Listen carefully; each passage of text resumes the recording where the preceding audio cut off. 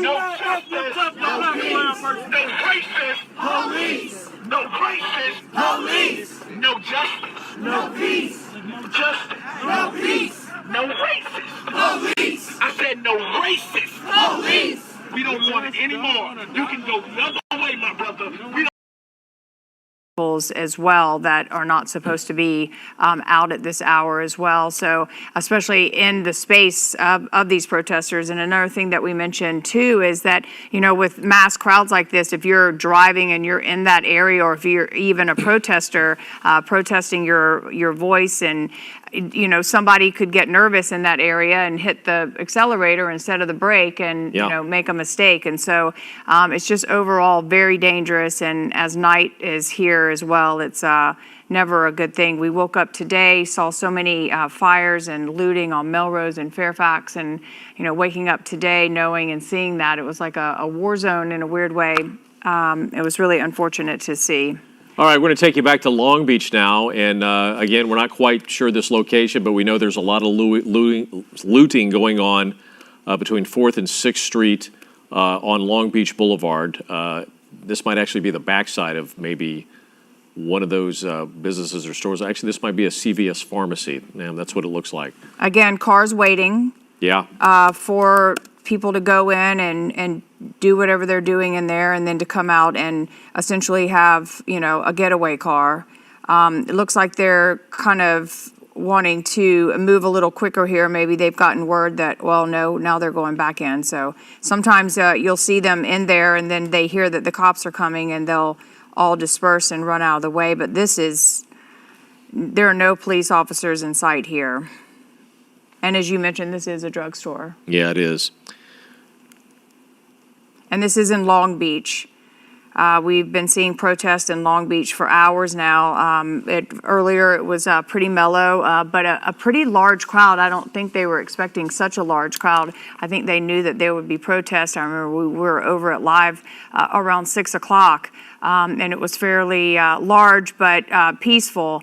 And now it seems in the last couple of nights, what we're starting to see is that trend is the larger crowds when it's daylight, and then as the dark comes, this is what it has turned to, are these looters. No, the peaceful protesters, they leave for the most part when they're supposed to or try to, but there's all these groups, you know, breaking off and still lingering around and causing problems. Guardsmen who were sent here by Governor Gavin Newsom after he declared a state of emergency. So once again, the gathering here earlier this evening was tense because many of those demonstrators were yelling and chanting, but they had remained peaceful, although they were going right up to the barricade that is here at the steps of City Hall. And then later they started walking down the streets, and I believe something must have happened as they were marching through the streets here that obviously has led to what is now turned into arrests. So we'll keep an eye on things, and we'll bring you more information if we find out any more about what happened out here. Reporting live in downtown Los Angeles, Amy Powell, ABC 7 Eyewitness News. Amy, we know that there's a curfew underway right now. Are you seeing? Do you feel like you're seeing less and less people out on the street, or I know that you're seeing a large group of people being arrested, but are you seeing the people going home or leaving? Well, I think there are less people here than when we first arrived here a couple of hours ago, I'd say, Colleen. In fact, when we first got down here, it actually wasn't as busy as it might normally have been, except for that very large group of protesters who were here outside the steps of City Hall. As I look around now, you know, the park area right here in front of City Hall across from the LAPD is nearly empty. Earlier, we'd seen quite a few more people here in the park. And then, of course, at that point, the National Guardsmen were standing here lining the sidewalks, you know, just, again, maintaining safety, not interacting with the people until, of course, those protesters came up to them. And so I think people are perhaps starting to honor the curfew here in downtown, at least in this area right now. Of course, we are very close to the LAPD headquarters. We're not seeing a lot of people on the streets. All right, Amy Powell, thank you. Worth noting that these National Guard troops are supposed to be there in support of police because these are military people. They are not police officers, and they are not trained in policing. And so they want to have people who are trained in actual policing, doing the policing. Congresswoman Karen Bass of Los Angeles pleading with people not to destroy our communities, not to destroy our neighborhoods. a little out of hand.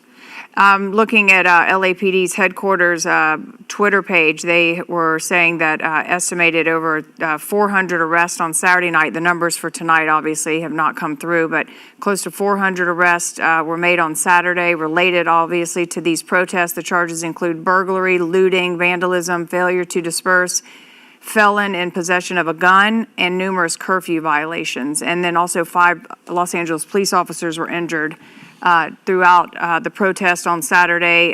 Some had concussions and broken bones, and one, in fact, had a fractured skull.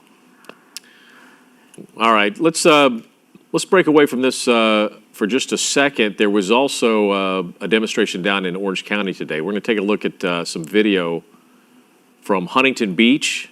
If we could take a look at that real quick. Do we have that? Huntington Beach was interesting. They were really quiet and not protesting too badly, and then things changed. Well, there was a lot of protest a couple of weeks into the, into the quarantine or the, stay-at-home orders because of the coronavirus. Yeah, things are getting really. All right, let's go back. Yeah, maybe we should get back to downtown. Huntington Beach Things just a minute. are looking a little again, frantic. Again, running around a quarter.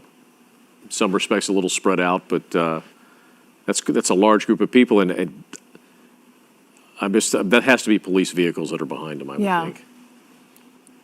And not going that slow. I mean, those vehicles are moving pretty quickly, and the protesters running as opposed to walking. And I don't even know if these are considered protesters anymore. I think these are just simply looters now on the streets of downtown Los Angeles. But massive amounts of people all running in one direction, and then all of a sudden will just merge, one to the right, one to the left. No rhyme or reason around it. But this is definitely, fringing on mob mentality, which can, as we've seen before, can become very dangerous quickly. And if it is police vehicles behind them trying to push them in a particular direction, when they do get to an intersection and they break off in different directions, and that, then the police have to make a decision on which group to follow if they're breaking off into different groups like that. But again, you see those vehicles or those intersections, and those people start running through. I mean, there's not much you can do. You don't want to move because you may be afraid you're going to hit somebody. This is so difficult to watch and must be so frustrating for the police department, Los Angeles, and I'm sure they have some other folks that are working with them and the National Guard. But it's like everything's in every direction. Look, one car is going in that direction, and they should not be on that side of the road, and then it's almost like they're pushing the protest along. This is chaos. And again, who are these people out tonight in those cars if they're not law enforcement? What are they doing out there? Well, we are awaiting a press conference. These are images, if you're just joining us, these are images of downtown Los Angeles at this hour, coming up on the 9 o'clock hour, 3 hours past the curfew that was enforced by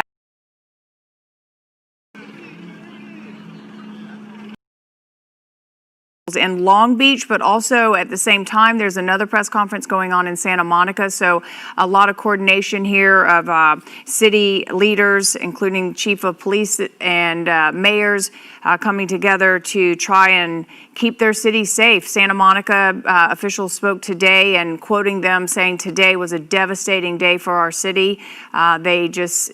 They were prepared. They felt like they were prepared because they saw the devastation that happened in the Melrose Fairfax area and West Hollywood and Beverly Hills on Rodeo Drive, and they felt like they were prepared, but things just got out of hand in Santa Monica today. Yeah, we're getting a location here in downtown Los Angeles. This is 7th and San Pedro, where this group of people, like I said, at this point, I'm not sure we could call them protesters. Yeah. They may be running around looking for trouble. It looks like law enforcement is trying to track them from behind. And again, sometimes they will run in different directions and break off in different groups. And but I'm sure similar scenes. I'm sure eventually police officers are probably catching up to the groups that break off, and they're probably following them around too. But it might be a cat and mouse game all night long. Who knows? Exactly. And we also action to take place, and that is what people are upset about. That is what so many people are upset about, is just Police officers are around because they're having to deal with the large crowds from the earlier protests. And at some point, there probably were 40 people coming in and out of one particular store just in for over an hour. Yeah. Taking things. Which is the exact same thing we saw earlier today in Santa Monica, and that was taking place in broad daylight. We also saw fires in Santa Monica today, at a minimum of 9 fires, including 2 vehicle fires. And then it looked like we thought for a moment that a building was on fire, and it ended up being a small part of a Japanese restaurant. But they were able to come in, and the fire department was able to extinguish that really quickly. All right, we continue to watch this this crowd of people walking down the street. Again, at this point, they don't necessarily look like protesters. They just look like they're a large group of people running around. We, of course, will continue to monitor this cat and mouse situation in downtown LA with the police, as well as trouble going on in Long Beach and some other areas. We'll be right back.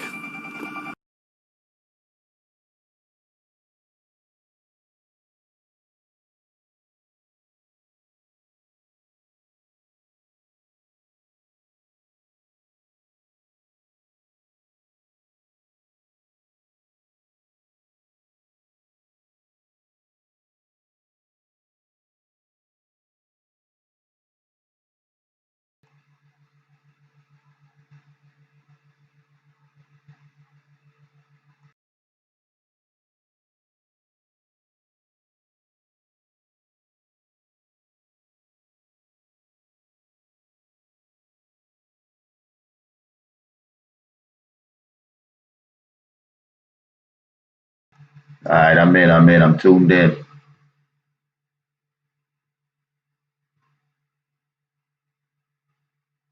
All right, I'm tuned in. Hit that like and subscribe when you weigh in.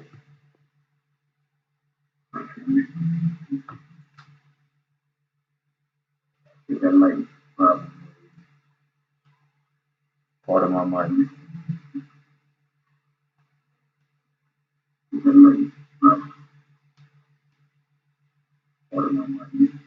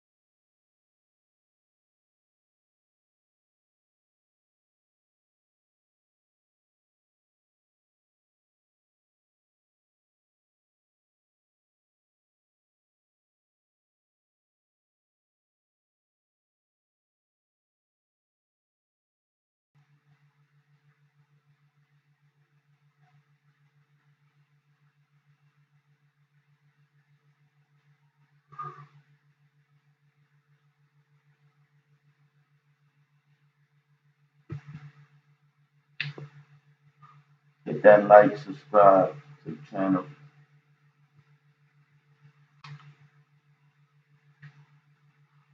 Hit that like, subscribe.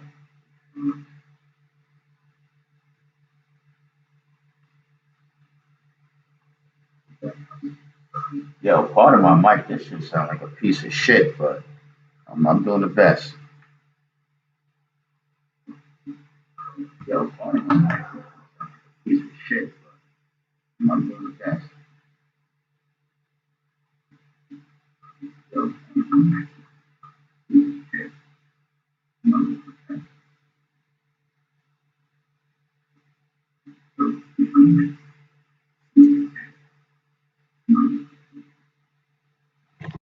They just can't be everywhere.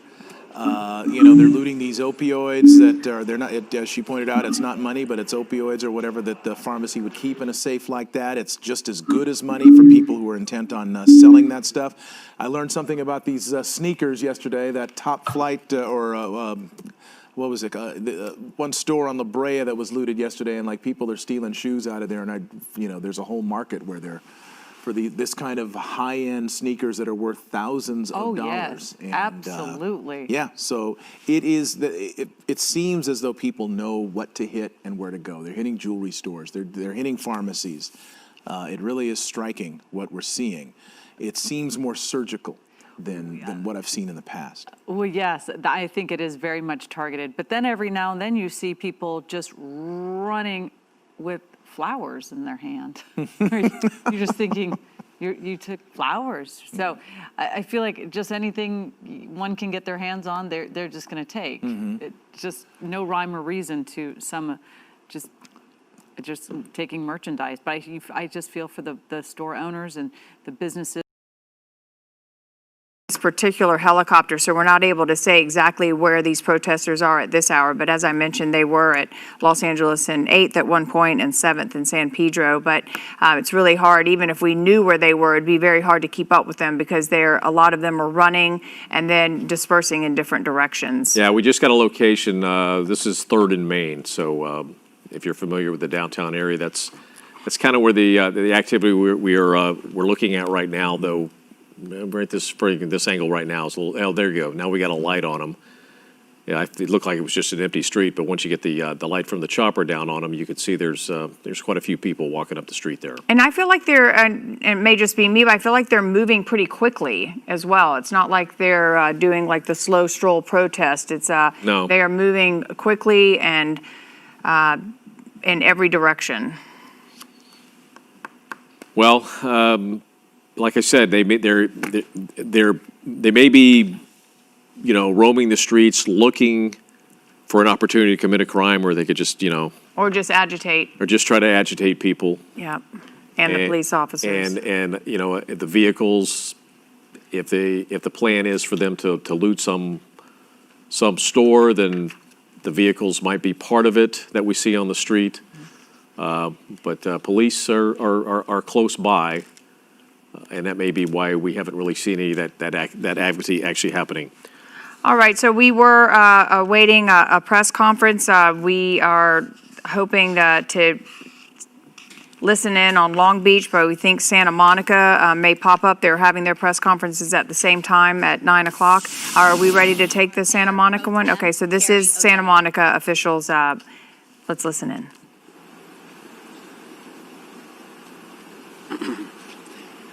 Thank you. This has been a gut-wrenching day in Santa Monica. You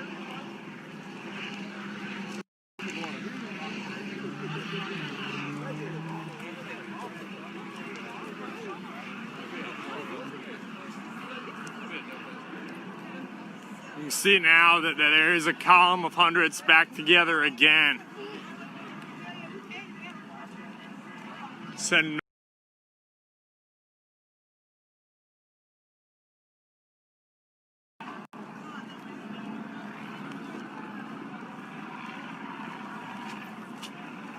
Now there's what appears to be a caravan of cars.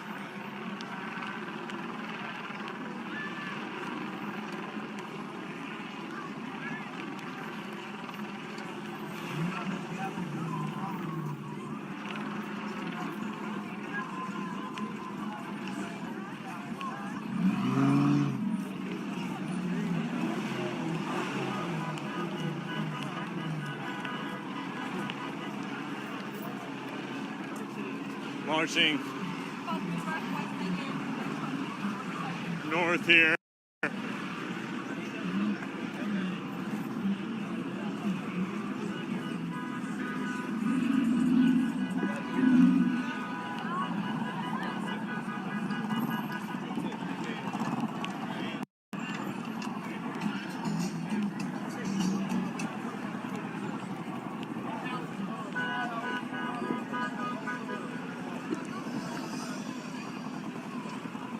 I will say, as we watch north on Riverside as well, that besides a few confrontations, cops have also backed away. The Memphis Police Department, Shelby County Sheriff's Department, they have also.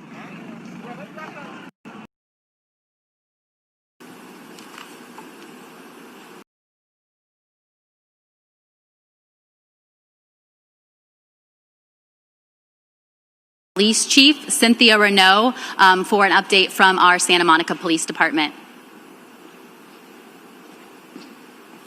Good evening, everyone. Again, I apologize, a little awkward, empty room here. So I'll do my best to deliver some information and answer what I think your questions are. So we did have National Guard response and arrival shortly before 8 p.m., and that has been a dramatic impact here in the city.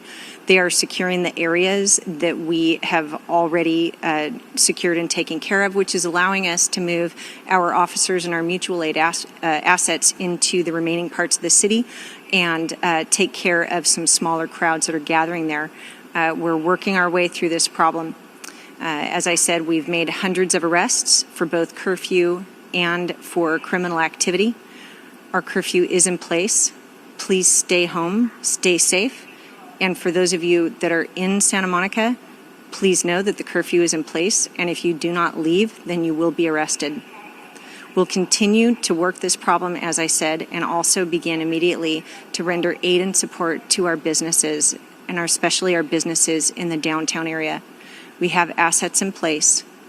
We will secure the downtown area and continue that into the evening and the next several days.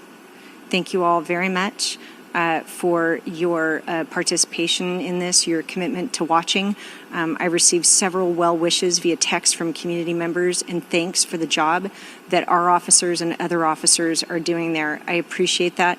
Thank you for the contact. We are in this together. We will heal together and we will recover together. Thank you. Thank you so much, Chief. We will now turn to the Santa Monica Fire Department. Deputy Chief Judah Mitchell has the update. Good evening. Thank you. The Santa Monica Fire Department's #1 priority is still life and safety. We don't have any active fires burning at this time. Please, as I mentioned earlier, follow the city's curfew and get off the streets, go home, and be safe.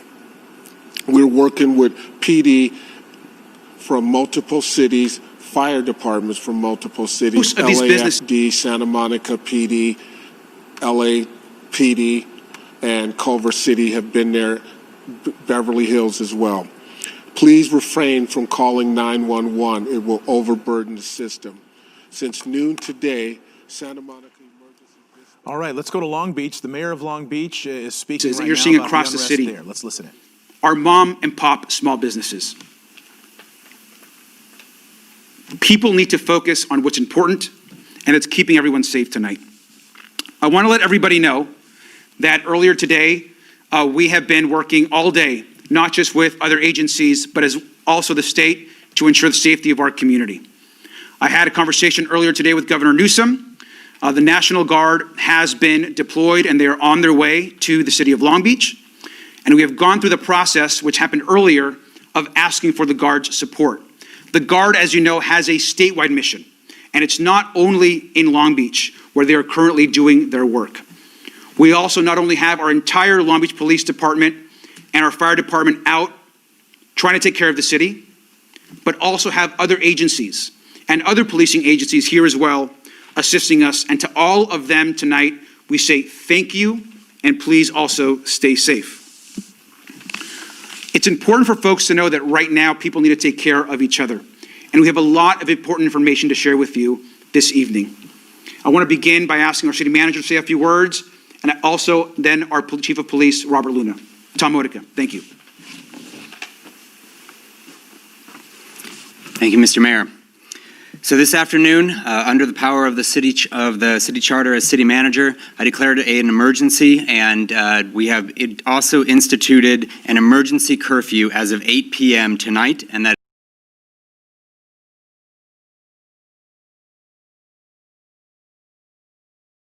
when safe. This is an extraordinary time in our city. Let me take a moment just to say, I know you are all frustrated. We are all frustrated. We are angry and heartbroken over the tragic death of George Floyd in Minneapolis. But we urge everybody in the city and the entire region to abide by the curfew and to remain calm.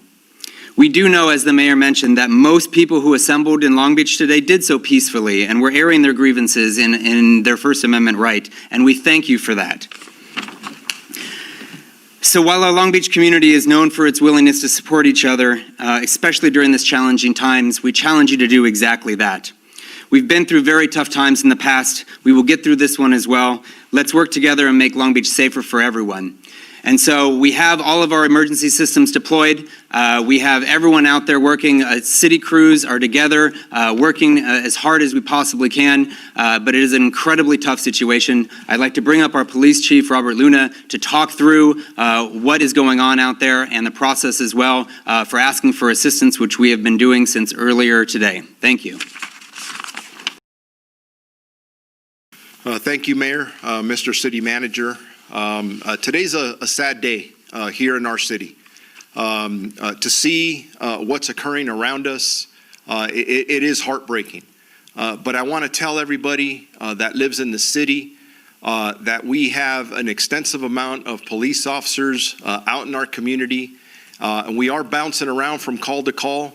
We're trying to handle as much as we possibly can. Deploying officers, like I said earlier, all over the city, but specifically in our downtown area. Please know that as we as a police department saw a lot of the civil unrest around the country, we as a police department started to prepare. We wanted to make sure that our training, our equipment, that our staffing was going to be up for whatever came our way. We were standing ready. In the last couple of days, as a matter of fact, yesterday, we augmented our staffing. We had more staffing in. We actually sent several dozen officers to the city of Los Angeles to assist them because Long Beach wasn't impacted.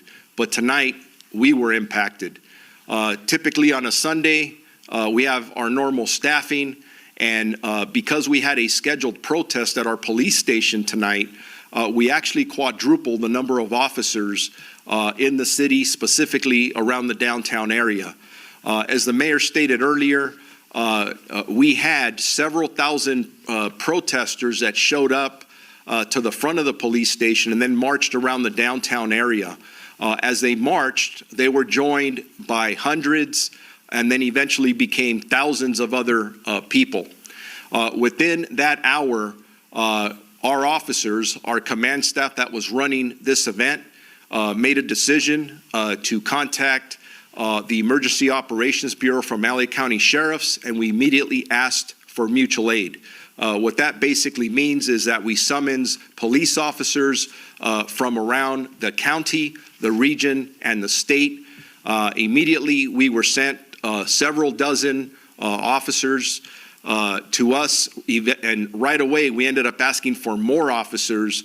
Eventually, we had what we call multiple platoons. I'm not going to get into specific numbers, but several hundred additional officers to augment the hundreds of Long Beach officers we had here.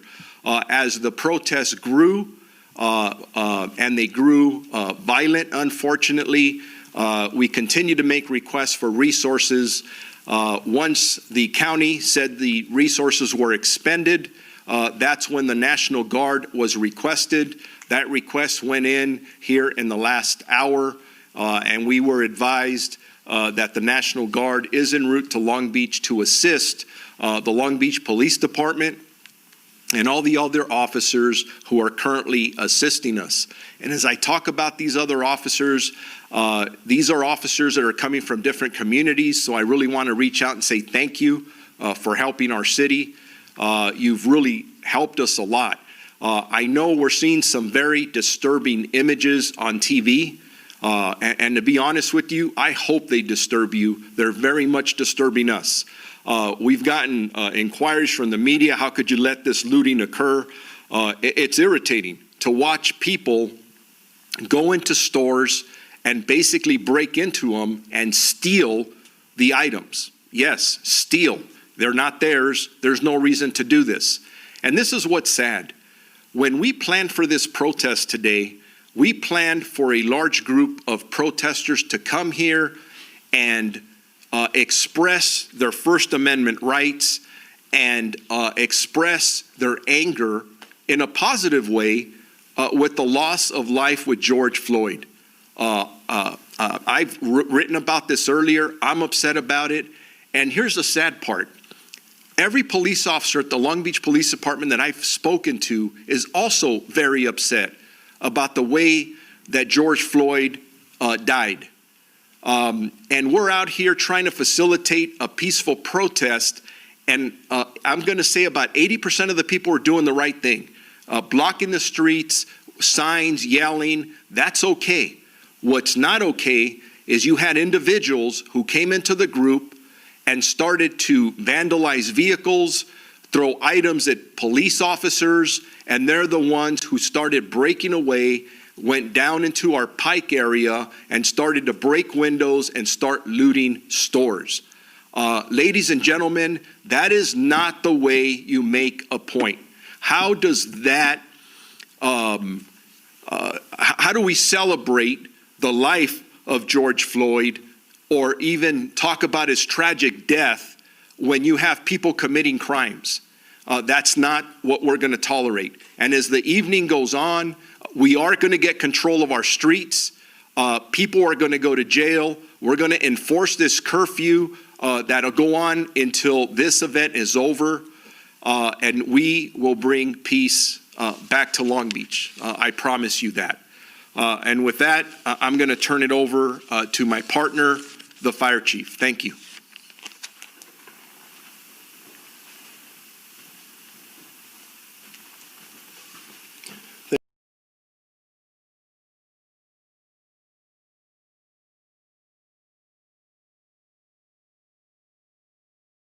Over to my partner, the fire chief. Thank you.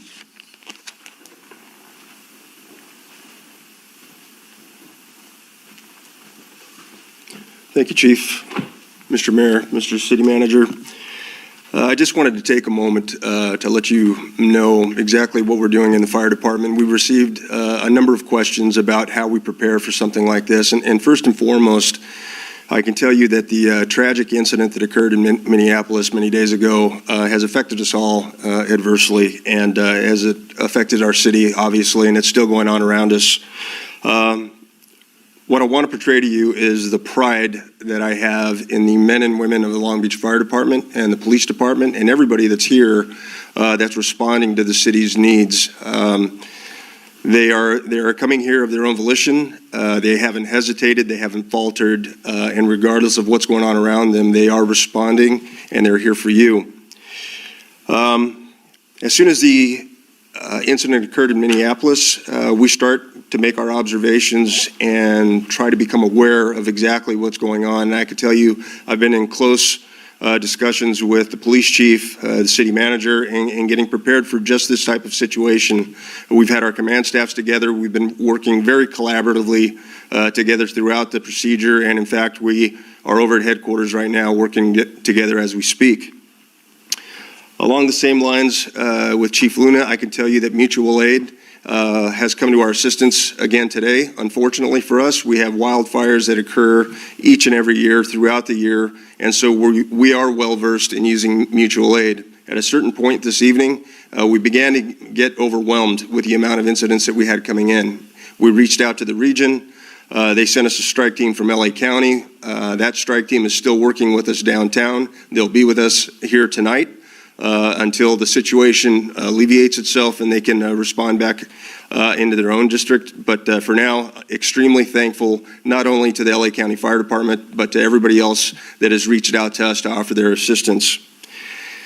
I can't tell you how proud I am of everyone in the community, all the residents, all the visitors that are coming here to the city, and how they're responding to this and the resiliency.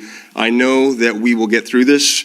I've been here for 34 years, and I've seen quite a bit in that career, and I've seen the resilience of the residents of the city of Long Beach, and I know that we will rebound. Thank you. Mr. Mayor. Thank you. And again, I want to thank the incredible men and women of both the Long Beach Fire Department and the Long Beach Police Department who are doing a great job out there under very difficult circumstances. Before we close, I just want to say two other things. The first is just know that the entire city leadership, our community leadership is working on this issue, and understanding and knowing that our city is going to recover from this. But right now we are ensuring the safety of everyone. And so we need your help. Every member of the Long Beach City Council, our community leaders, our faith group, we're imploring and asking you tonight to please stay home. And for all those that are looting and that are causing destruction in our city, you are not welcome in our community.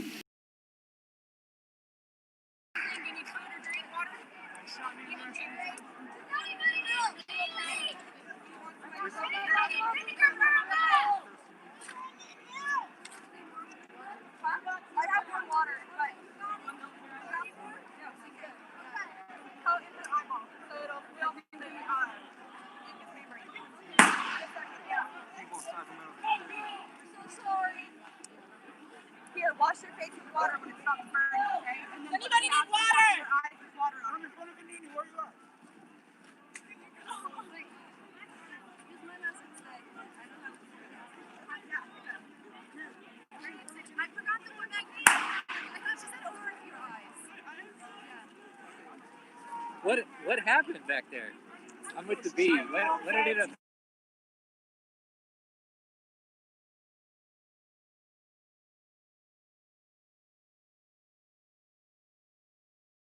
The images on TV, what you're seeing certainly on social media is significant damage to a lot of really great mom and pop, many mostly minority-owned businesses across our city. That assessment will continue, and of course, where the determination of the arrests and what's happening, we'll be able to have a much bigger picture, I think, probably by tomorrow. Right now, we're just trying to tamp down what is happening right now. And I will add, and the chief can add to this, but absolutely the city was preparing for a worst case scenario. We've been preparing for that for days. But what we were hoping for was a peaceful protest. And that's something that, in my opinion, turned very violent, unfortunately, from a lot of folks that are not part of our community. Chief.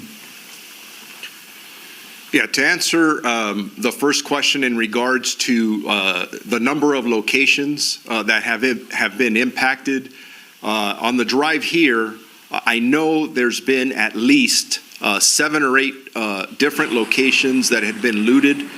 I know that the first reports of looting happened down in the Pike area, and our officers responded there.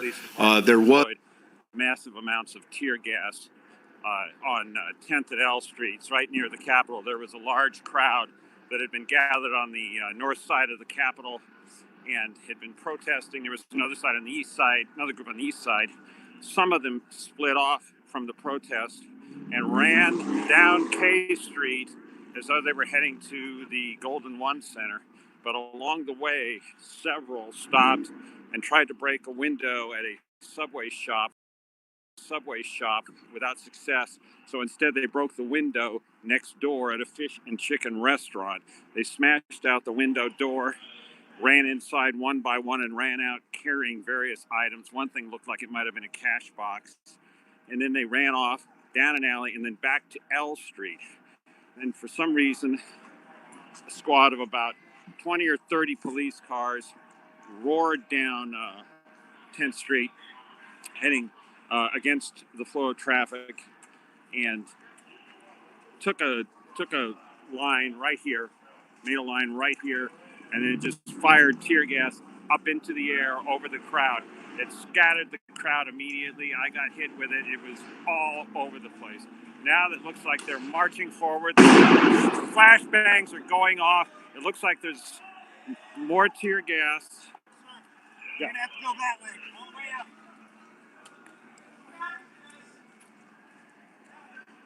They're firing more tear gas down on 10th Street in front of the Capitol. They're telling me I can't get through. You can see that they're down on their knees. They're reaching for their gas masks, it looks like. Hey man. Jason, how are you?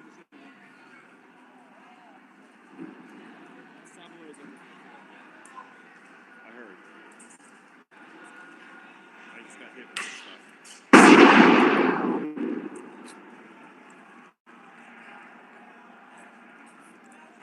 I'm gonna move around to the other side. All right, I'm gonna try and maneuver back over to the west side of the Capitol because we can't get through the police line here.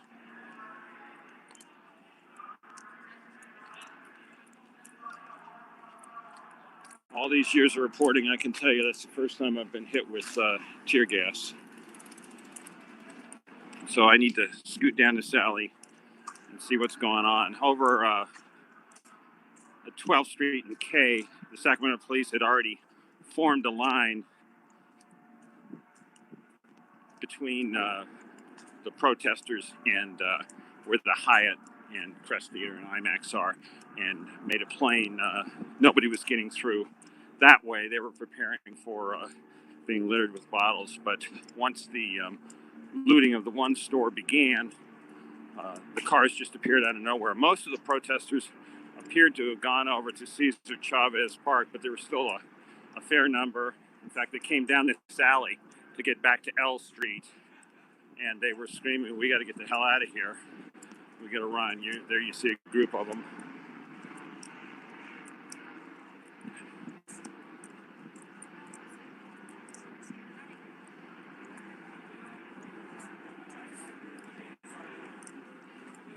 Okay, correction on that. That tear gas was at 11th and L.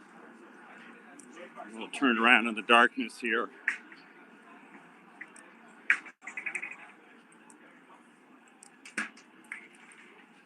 CHP apparently was prepared for something to happen. I walked around the south and the west sides of the Capitol, and even though it was nighttime, they were on high alert. There were tons of them.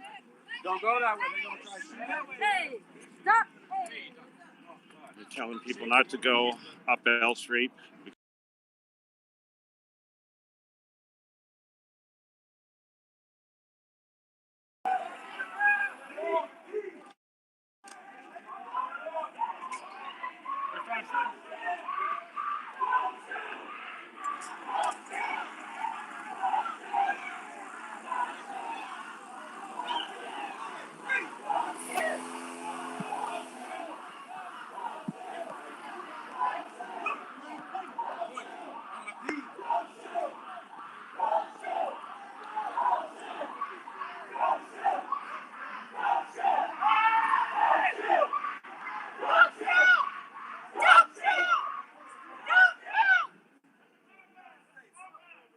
This is at 10th and L Street, where they just deployed a bunch of tear gas and shot rubber bullets at people.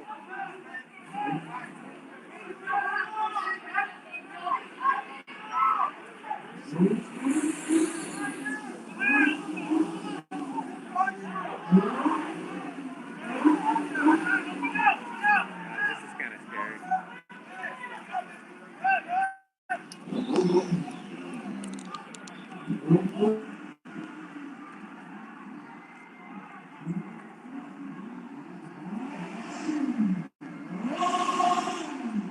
So this is 10th and L.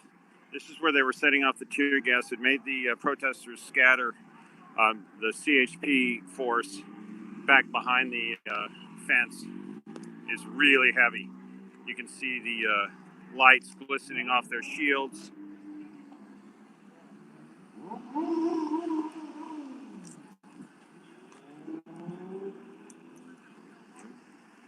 And it's not a very large crowd of protesters at this moment. The tear gas will have that effect. Here you can see the officers who rushed in to push this crowd back, but they're still over in L Street.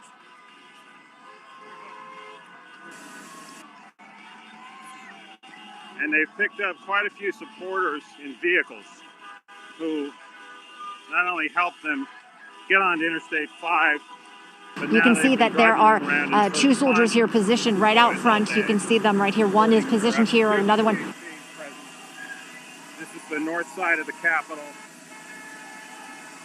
And here the protesters are still here.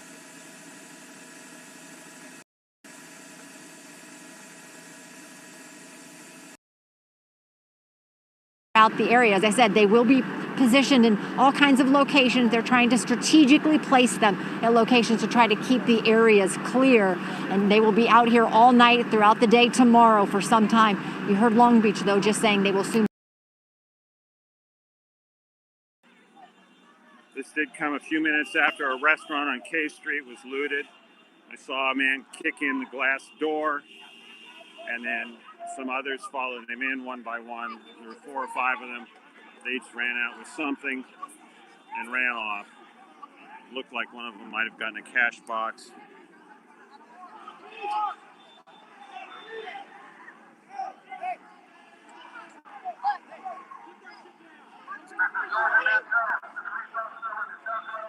Okay, this is dispersal order.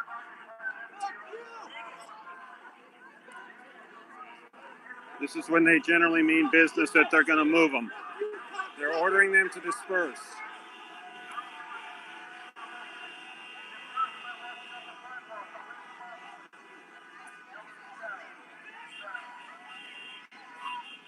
You can't even hear the officer using his bullhorn, but what he's saying, he's reading the script they always read. We're ordering you to disperse.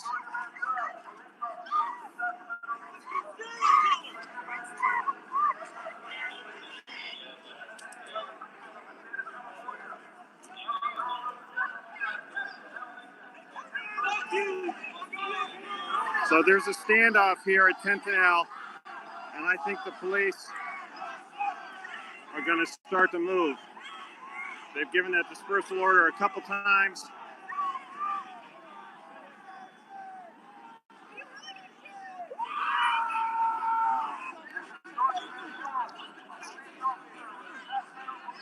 They're giving it one more time. They're declaring it an unlawful assembly.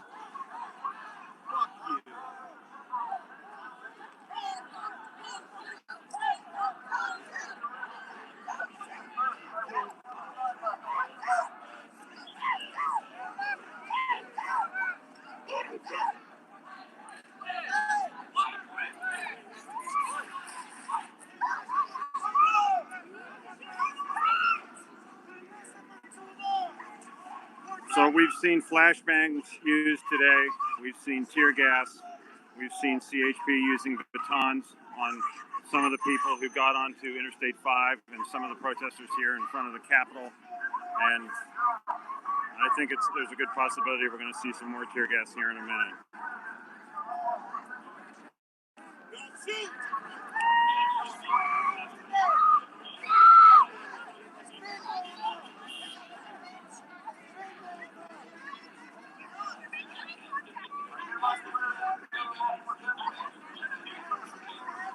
Looks like there's some spectators in the parking garage right there, and then further up, that looks like SAC PD.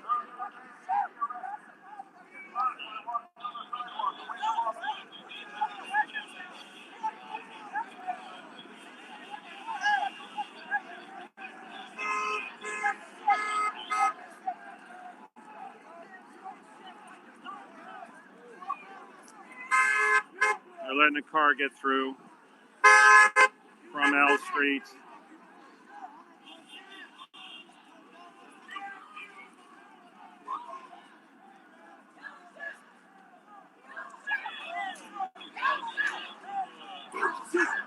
crowd's chanting, "Don't shoot."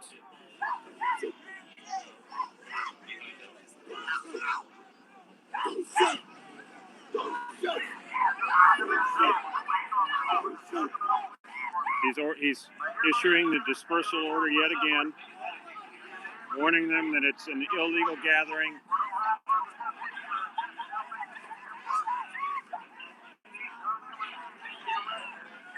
Telling them they could be arrested. They're completely blocking L Street at 10th, right along the north side of the Capitol.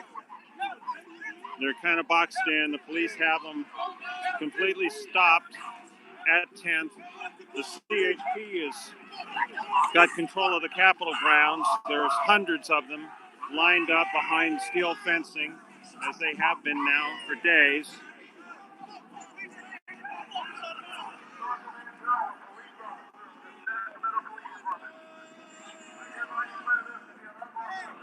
It's an unlawful assembly in the name of the people of the state of California. He's ordering them to disperse.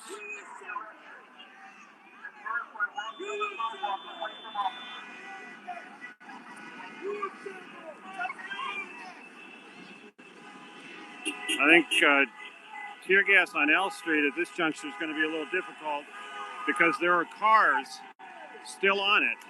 And a lot of these are clearly supporters of the protesters who have taken to driving in convoys to support their cause. But I think once they clear these cars out of here, that's going to be the end of that problem.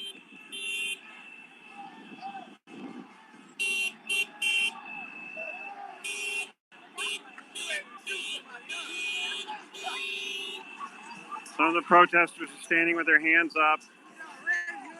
Others are continuing to yell at the officers.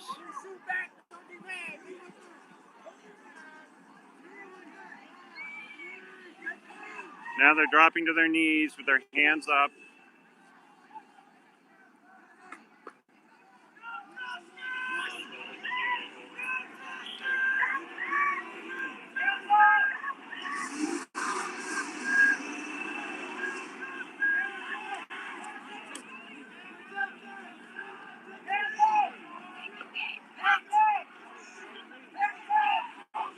Hands up, don't shoot, the crowd is chanting.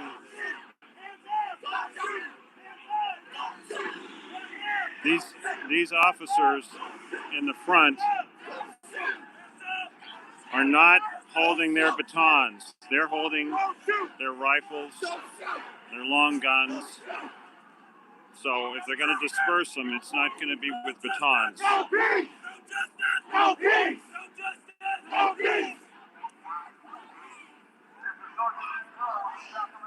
The dispersal order coming again.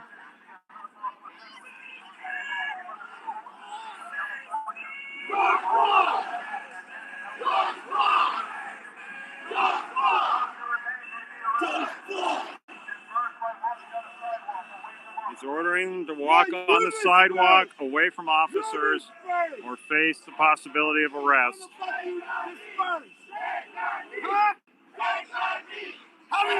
Instead, the crowd is responding with "take a knee, take a knee."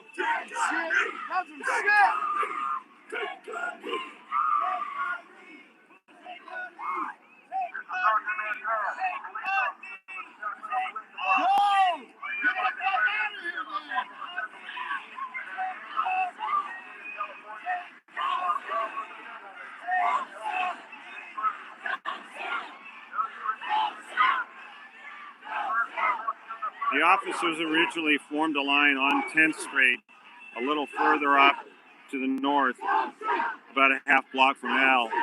And once they formed that line, they started firing that tear gas. And it went out, it sent this crowd just scattering. It sent me scattering as well. It's very unpleasant. But you can see they're back. They're back, at least a lot of them are back. A lot of them left. But there's several hundred in this crowd.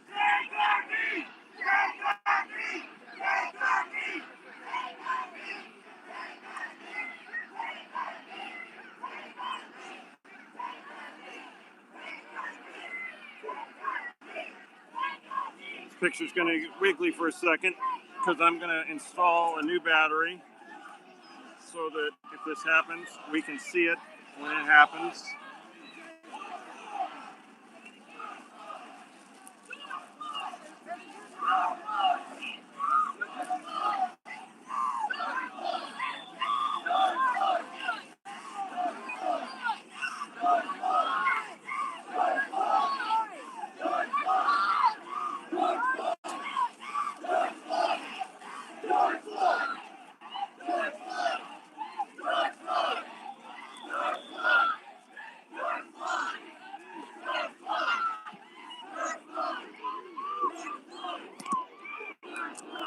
Bear with me, folks.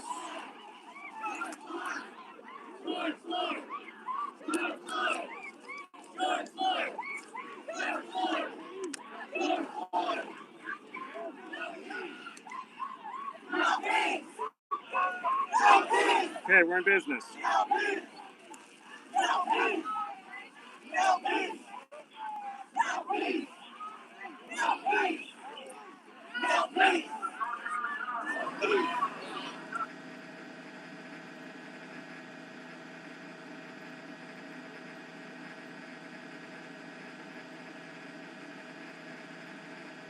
Of Los Angeles, and during the time that they were here, they were involved in 4 incidents, 3 of which involved guns.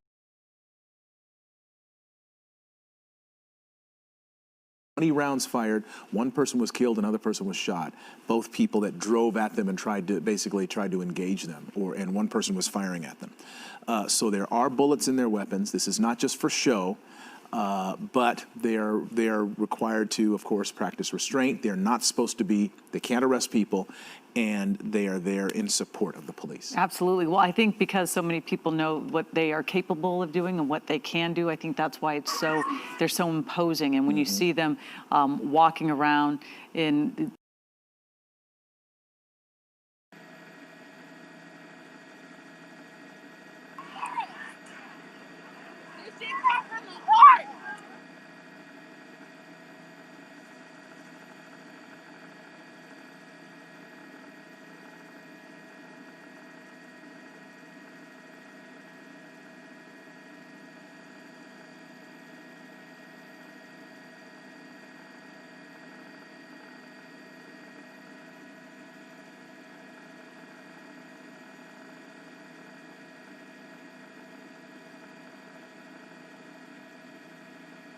things start to kind of die down. Yeah, that is what has happened in the past, and the assumption is that's what's going to happen this time. You know, and I guess tomorrow will kind of let us know if any demonstrations are planned for tomorrow, if any of these agitators are around and going to try to start trouble and taking advantage of the peaceful demonstrations. We will see what effect, if any, the National Guard's presence here will have. If they're freeing up police officers, sworn officers, to do the police work that needs to be done to counter these agitators and these vandals, then they will have accomplished their mission. But frankly, you know, and this is my estimation, if one of these troops has to engage somebody and has to get and shots are fired, that to me means it's a degradation of the situation. We don't want troops on our American streets. We don't. That's something that you don't see, that you shouldn't see in America. And here they are. But not deployed often, right? Which is sort of reassuring. Yeah. And again, which is why it's alarming to see them when they are deployed in our communities. We do take notice, and obviously law enforcement needs them, and just seeing them protecting City Hall in downtown LA, and now taking to the streets in Santa Monica and en route, or if they haven't arrived already, in Long Beach. Mm-hmm. These are the communities that have been hit really hard by in the last few days, the looting, the criminal activities, the vandalism. So then let's just hope these curfews, because it was surprising yesterday when we heard the curfew being called. I remember thinking, wow, we have a curfew underway. That's unbelievable. Yeah, it's getting real. All right, so what we're looking at here from Air 7 HD over downtown, Let's see, who's that? I've got to put my glasses on and take a good look at the LAPD. Okay, these are LAPD, and behind them or among them are some people who have been arrested. That's yeah. All right, so they are marching some folks who have been arrested for either curfew violation or some other act of lawlessness here. So arrests are being made.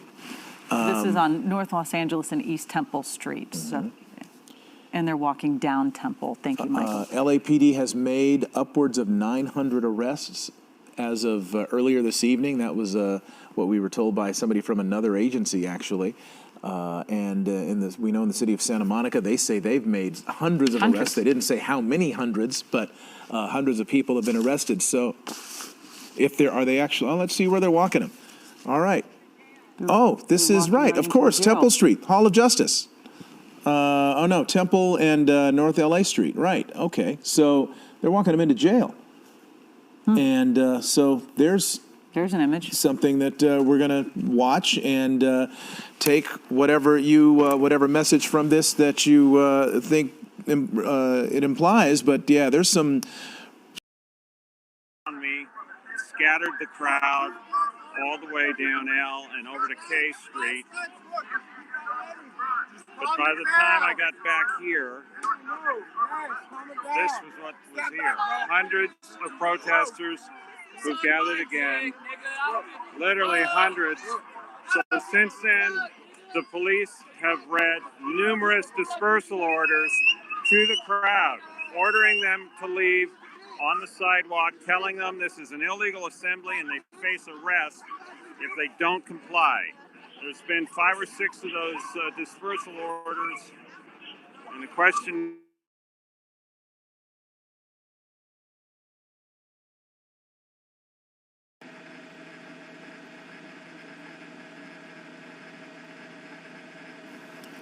We see it. We see that police are still absolutely, they are out in force. This has probably been a very long few days for law enforcement as well. It has, and a long and a dangerous period for law enforcement. We know of at least 5 LA police officers who've been injured, one of whom suffered a skull fracture.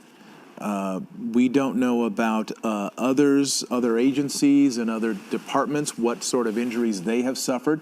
We're not clear yet on what the injuries have been to either demonstrators or looters or any other civilians in this situation or innocent bystanders. We don't have a tally of that yet.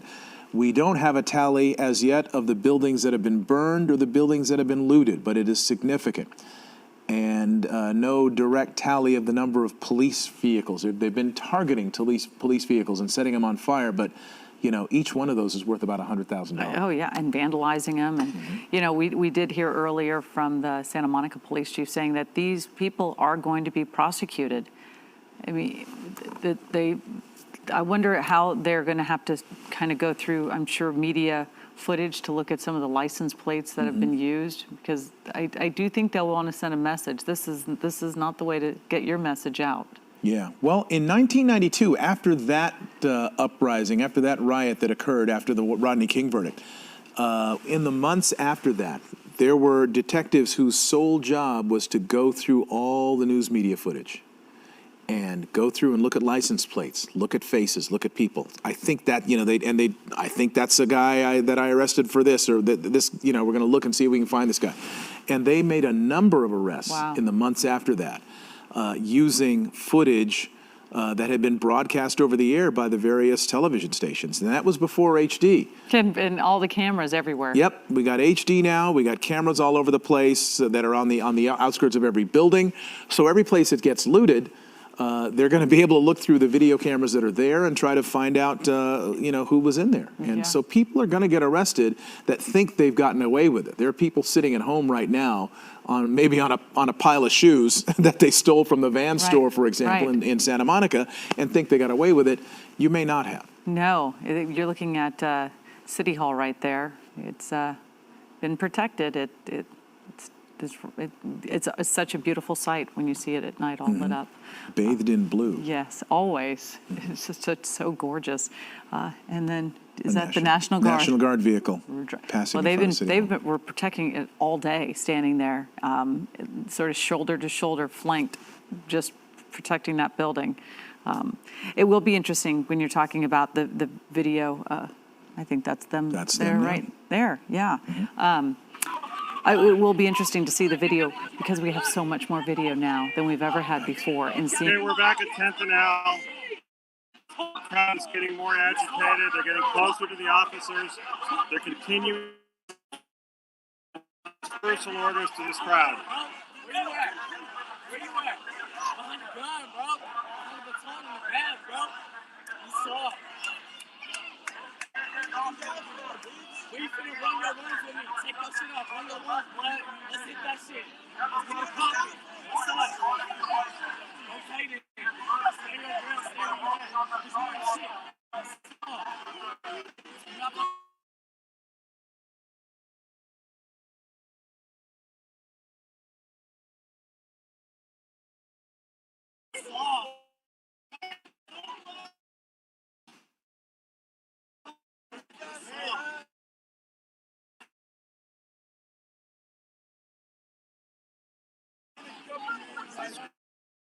Crowd closer and closer to these officers.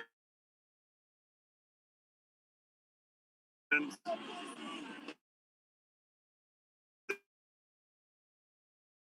closer, especially the ones behind.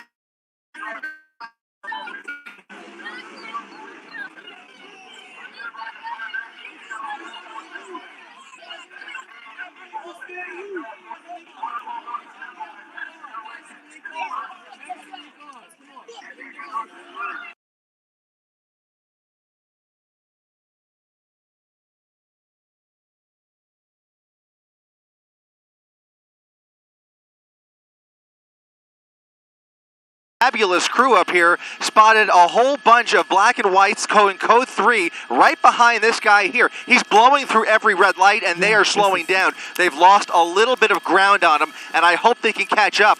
But this guy is fleeing from about 5 or 6 LAPD officers who are all heading in this direction. We are now, as he flies through here, we're getting closer to the beach and he is going westbound straight down Venice Boulevard and not slowing down whatsoever. So regardless of how far back they are, he is continuing to push the pedal to the metal. Of course, we don't know exactly what the want would be here. Obviously, he's speeding. It looks like maybe a Dodge Charger. Maybe a Dodge Charger. I can't quite tell. But he is wrong side. Is he turning off? He's turning off. Slow down. Turning off into an alleyway, and he might be able to lose him. He might be able to lose him. That's a Challenger. That's a Challenger, and I think he's going to lose them. They've probably lost a visual by now. We've got him, but I'm going to go out on a limb here and say they don't have time to deal with chase him all over. But now he's on Abbott Kinney Boulevard. He is on Abbott Kinney Boulevard and weaving his way now through the streets of Venice. Coming out, that's going to be, he's flying through this neighborhood. These streets behind Abbott Kinney are very, very short. They're tight hairpin turns, and they really zigzag. So you'll have to rely on SkyMap. Let's go ahead. Are we feeding out SkyMap? Okay. Let's go ahead and put a sky map up and you'll get a better idea for where we are here. He is on Oxford now and turning onto Washington, making a right turn on Washington, going back towards the beach, and he's heading towards, he's right in the vicinity of Marina del Rey and, well, right on the border between Venice and Marina del Rey, heading westbound on Washington, picking up speed once again. The problem is, as I mentioned, at this point, there's really nobody behind him, just us. I mean, we're above it. I just don't see any way that they are going to spend their time trying to look for him. So what he decides to do here, we'll see. He just turned on to Via Marina, Via Marina is basically going to take him, if he continues, he just continues into the marina. He's in Marina Del Rey. He just went past Admiralty, and once he gets past Admiralty, there's really no way out of Marina Del Rey. You've got a bunch of finger neighborhoods making a right turn into the Marina 44 apartment complex, and that is going to put him, quite honestly, right in my neighborhood. So he just went underground. He just went underground, and that's it for him. I mean, he's you think he got away? Gone. He's gone. Wow. So there were no pursuing units, right? They kind of gave this up, or what? That's the Marina 44 apartment complex, and he's now in an underground parking garage with basically no chance of getting caught. Wow. Yeah, and the streets were empty. Thank goodness, Chris, because he was driving at such a rapid speed and blowing through all of those red lights. So thank goodness the streets were empty. This is one of those where you're hoping it wasn't any sort of violent crime that occurred, and it was, who knows why the person was fleeing police, but at least nobody was hurt. Wow. Well. Yeah, at least nobody was hurt. The chances were low considering the roads are pretty empty for obvious reasons, and he got away with whatever it was. Yeah, he sure did, and it's an indicator. The police just cannot. They're overtaxed. This wound through 2 jurisdictions because Marina Del Rey is a sheriff's area, isn't it? It sure is. Yeah, Right, he's now he's definitely in LA County Sheriff's territory. Yeah, he started in but LA, there's just no sign of those. Even as I look out towards Venice, they basically have they've let him go. Yeah. Yeah. Wow. Well, that's amazing. That's amazing, but you know what? You always have to put the public safety. Wait a minute. Wait just a second.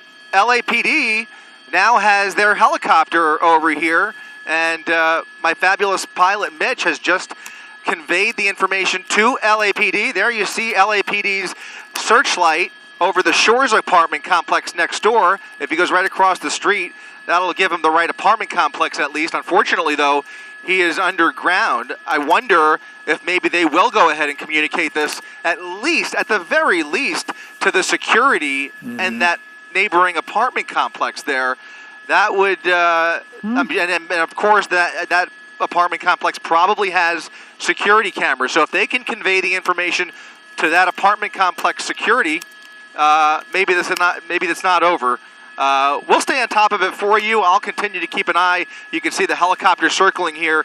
If they do decide to send ground units, we might be able to catch that. So we'll see how long that takes if they do indeed decide to go ahead and pursue it. Wow. Well, the fact that they initiated the pursuit means they had a real somebody that they were looking at. Given everything that's going on right now, it must have been something more than a minor infraction. Right, You're right about that, Mark. Exactly. I would think it's not just a failure to yield, or maybe it was, but they definitely wanted this guy for something important. And this guy was trying to get away. Boy, he was flying. Flying. Okay. Absolutely. We're seeing at that time. We didn't see any smoke come out of the door, and then a minute or so later, smoke started billowing out, and just 2 minutes later after that, the entire building went up in flames.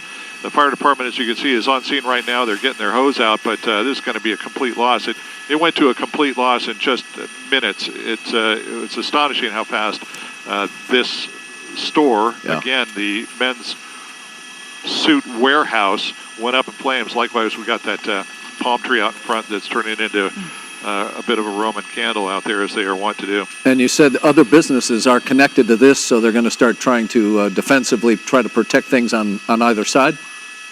Usually if they have an exposure on either side, the first thing they're trying to do is, especially on a building like this that's completely involved in a complete loss, is try and save any other properties to the side.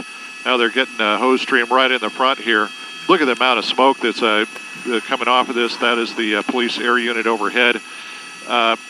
We've seen these looters do exactly this. They vandalize, loot, and then arson. Kind of 3 steps.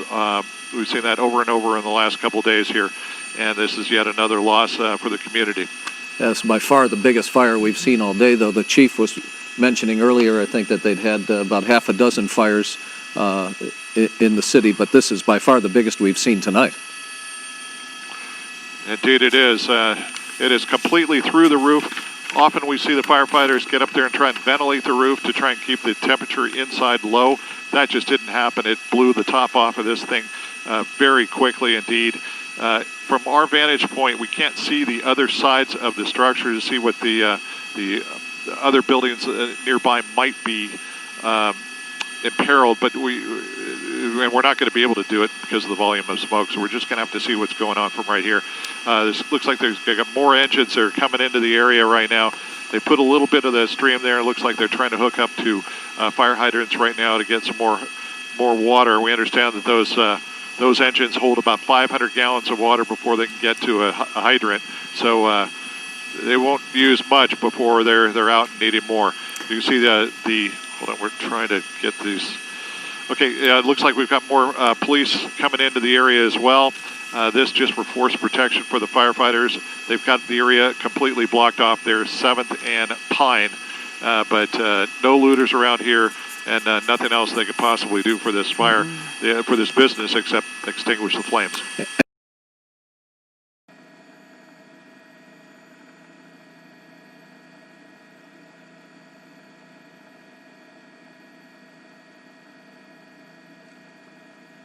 Said that is how they are going to use their help in this area, allowing them to free up some of their officers from kind of standing watch, standing guard in front of some of the areas. They'll be able to move those officers out into the field and continue to do their job, trying to clear all.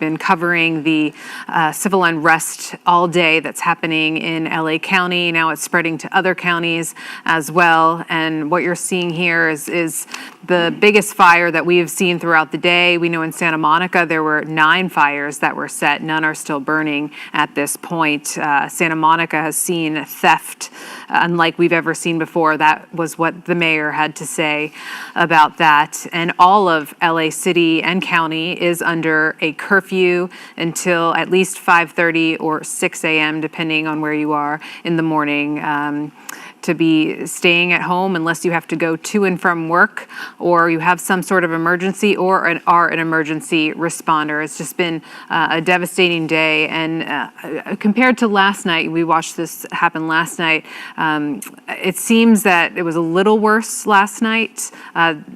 But, the night is not over, and we're certainly hoping that more of these things don't pop up. Yeah, we heard from some of the city officials in Santa Monica today, one of them saying it's just been a gut-wrenching day, and I think most of us would agree, regardless of what neighborhood you're in, when you see scenes like this of businesses just going up in flames and the smoke billowing up in the air after looters had come through here. It's gut-wrenching to watch. It's maddening to watch, and you wonder, as you can see on the right there, looking from a camera up on the rooftop, you can see that billowing cloud of black smoke that's making its way out of that neighborhood and into others, and you just hope that the people on the ground there, the firefighters, the police officers, any people that may be walking by or living in that area are safe tonight, but it's a tough thing to be watching. And whoever set this building on fire is lucky that no one was inside of it, because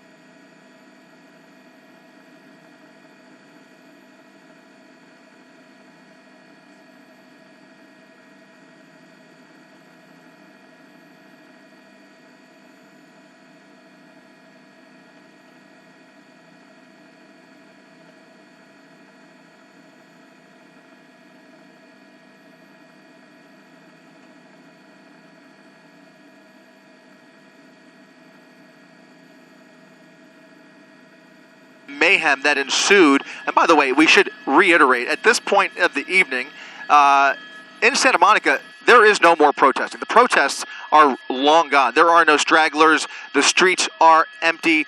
The only thing that is happening right now is, scenes like this. And where we are right now is Main and Rose in the heart of Venice, where LAPD is now taking up shop right in front of the CVS, basically guarding a CVS that has already been looted. You can see the front windows have been completely destroyed. The front door has been completely destroyed. I believe I saw the first tweets about this about 45 minutes to an hour ago. So they've been able to make their way over here.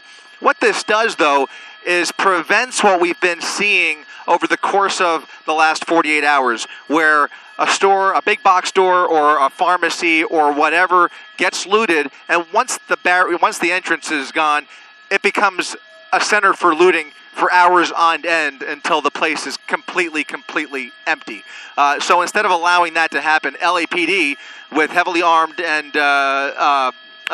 officers in riot gear, protecting this particular property, again, an iconic area just down the block from the Venice sign. So we're in the heart of Venice. Our first signs of looting here. We are hearing reports of Culver City seeing some isolated incidents as well. Culver City police reporting some looting on Jefferson. But I guess the moral of the story is this is not contained to Santa Monica. This is something that's playing out, again, in isolated incidents at this point in areas like Venice. Guys? Absolutely, like getting out onto the streets today, speaking their minds, voicing their concerns with what's happening nationally. But this, by far, is the largest fire that we've seen tonight, and we have been witnessing looting throughout the area, both in Santa Monica and Long Beach, for much of the day. And it's sad to think that our city is one of many going through this exact situation. As for Santa Monica, of course, that city has not seen any sort of violence like this in a very long time, and it wasn't even affected, I don't believe, in 1992 with the Rodney King riots back then. As much as today, and hundreds of people were arrested for either breaking the curfew, which started at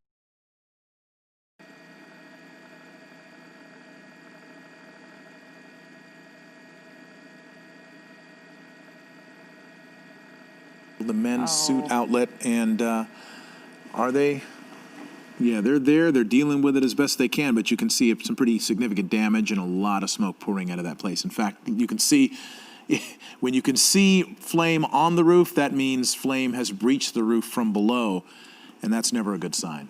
Absolutely, Mark. And you know that dark smoke, and we know what the men's warehouse is. There's a ton of suits, and there's a lot of clothing, and there's probably a lot of items to burn inside there. But this is not helping matters in Long Beach for their resources. We know that the National Guard, I'm sure, has arrived. They're probably being positioned and try to figure out where they will be best utilized.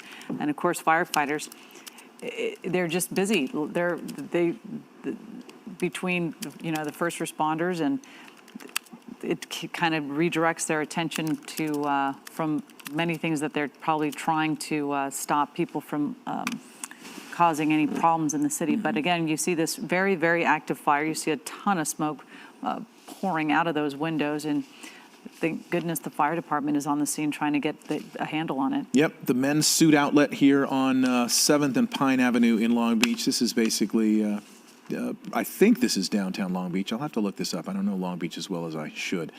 Yeah, they're doing their best in Long Beach, and officials there, as you mentioned, have come out this evening and been very energetic about their desire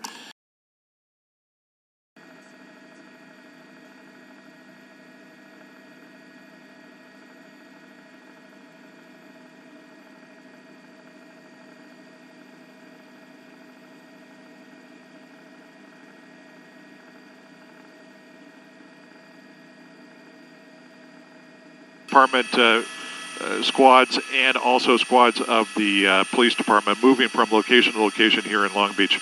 The red lights and the blue lights just seem to never end, and they just keep moving about. We do have some more information about the adjacent building. The one to the west, we understand, is a martial arts parlor or martial arts studio. It looks like the firefighters had a tough time making entry to those. They used those circular saws, had to cut through those metal doors, and once they were able to do that way, they were able to get the hoses on it. But one can imagine that if you own that martial arts studio, you locked it up very, very securely at night, went away from it, and you come back and it's a complete loss. Not because somebody made entry, but because the fire raced through it. So it looks like the fire is really kind of starting to tamp down. Whatever was burning in there has probably mostly burned out. As we pull out a little bit, there is a larger structure just to the south of it, but we haven't seen any fire move to that structure. There may be a good firewall between the clothing store and that larger building, but there is, it looks like it raced through that martial arts studio right adjacent to it, so that looks like it's going to be a complete loss as well. Yeah, that's unfortunate as well. Keep our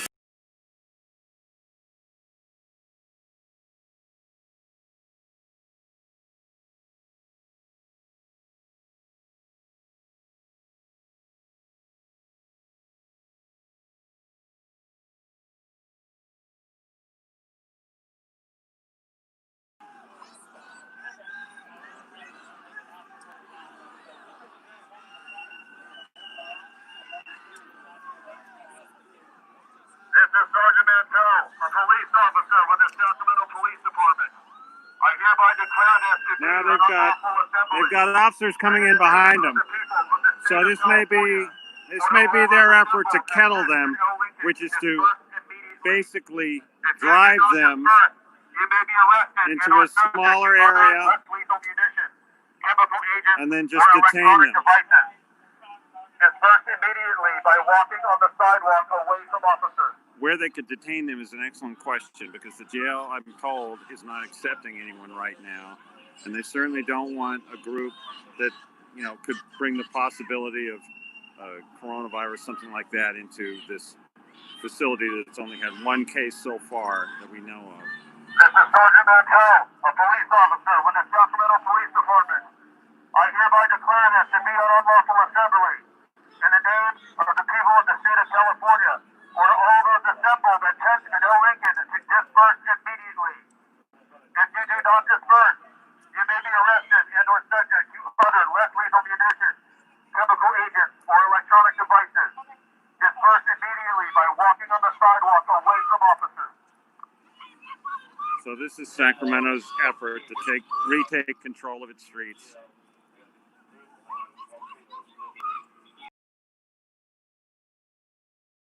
Have been calling for those 3 arresting officers to get charged in the death of George Floyd. That's one of the many things that they're calling for change for, which of course we can sympathize for after seeing that horrendous video. But the bulk of the protest group on 10th Street has backed off. There's still a handful of them, maybe a dozen on this side, but there's still a rather large group on L Street, further down, up toward 12th. Chemical agents or electronic devices. Disperse immediately by walking on the sidewalk away from officers.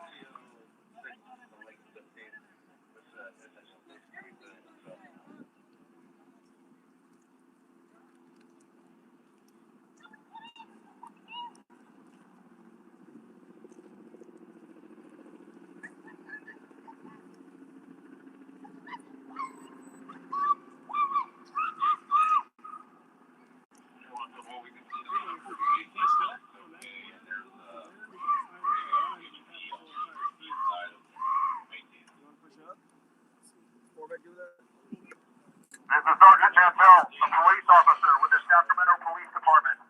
I hereby declare this to be an unlawful assembly, and in the name of the people of the state of California, order all those assembled at 10th and L. Lincoln to disperse immediately. If you do not disperse, you may be arrested and or subject to other less lethal munitions, chemical agents, or electronic devices. Disperse immediately by walking on the sidewalk away from officers. It's a much less tense situation because there are fewer people close up to the officers, but they keep making it sound like they're not willing to let this crowd remain at all, even as small as it is.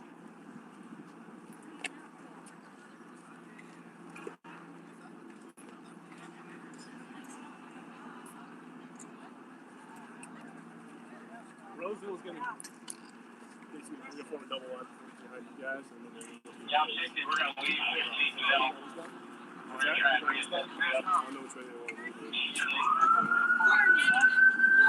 Roseville, So it sounds like they're going to form a double line and just move toward these people. They're getting ready to do it right now. I declare this to be an unlawful assembly, and in the name of the people of the state of California, order all those assembled at 10th and no Lincoln to disperse There's fireworks going off down L Street. You may be arrested and or subject to other less lethal munitions. The officers are removing their gas masks, so they apparently don't plan to deploy any more tear gas. You see they're taking their masks off.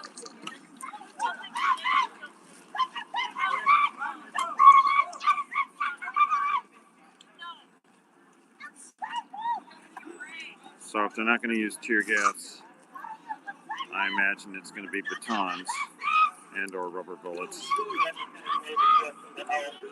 They're going to do it in a double line of officers.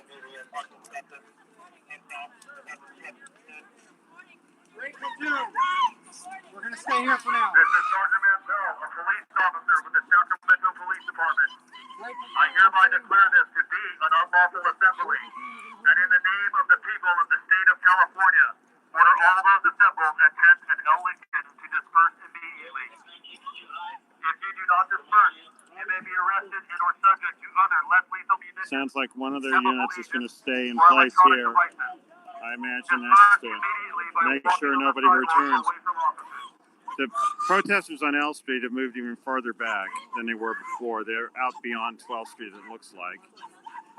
Far beyond.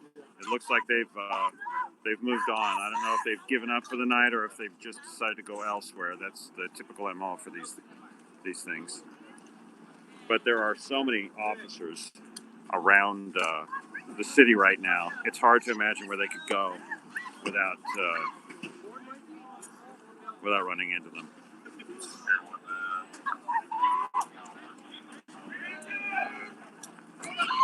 is Sergeant Mantell, a police officer with the Sacramento Police Department. I hereby declare this to So these guys are going to stay in position here, it sounds like. of the state of California. Order all those assembled at 10th and L Lincoln to You probably can't see through the darkness, but right over here is the fence line of the state capitol, and there are hundreds of California Highway Patrol officers still standing there. disperse immediately by walking on the sidewalk away from officers. Hey guys, slide down a little bit. See those bandoliers of rubber bullets on their backs? Just a few minutes ago, one of the officers said, "Save your ammunition, it's going to be a long night." And then, of course, there's the tear gas canisters up there.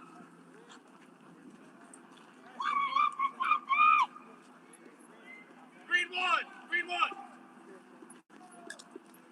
On me. Green. Green one. Line up. Line up. Line up. Green one! Green one! Over here!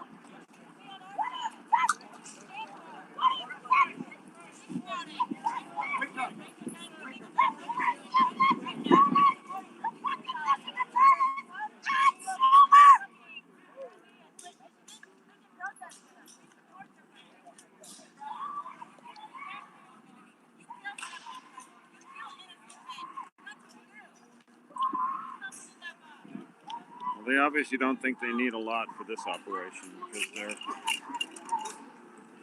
half their officers are falling back. Fill in the gap.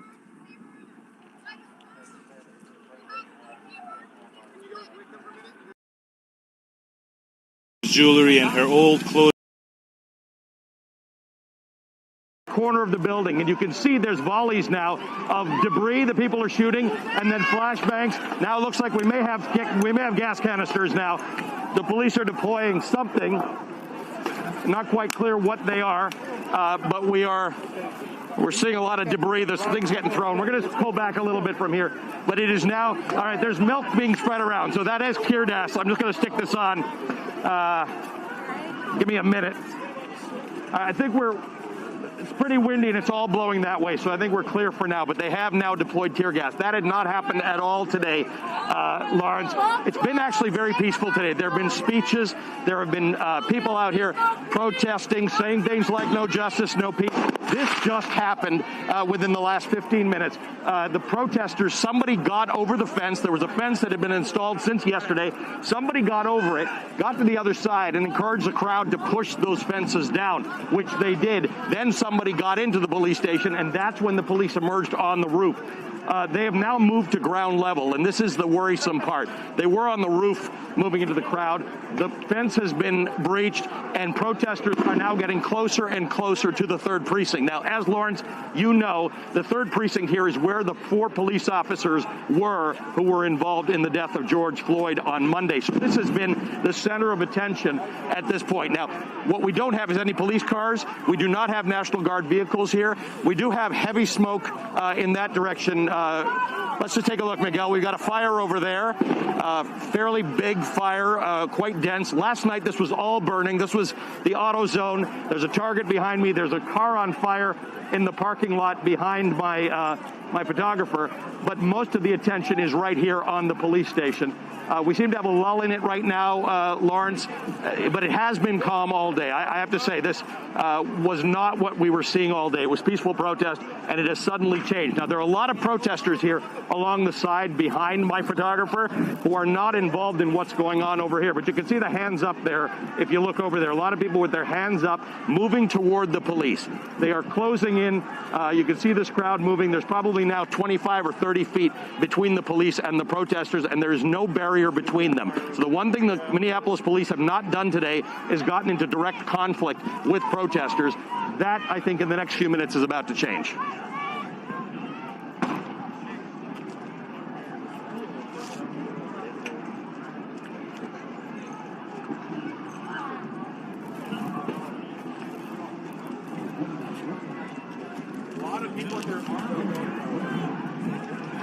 Now, I don't know that it was organized, and I don't know that it was chaotic. I would say that until 20 minutes ago, it was an assembly of people with various beefs about what was going on. And one of them has been that the Hennepin County attorney has said that there's some evidence that this may not have been criminal, and people are sort of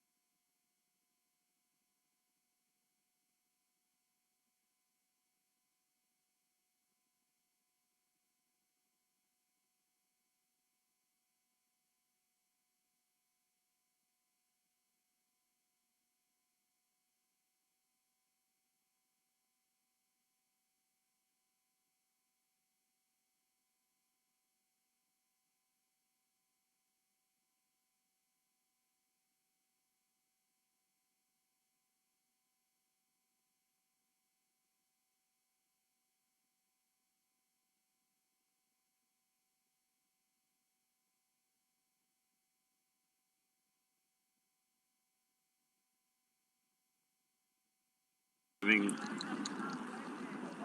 that parking garage for some reason, or down the alley. I can't tell.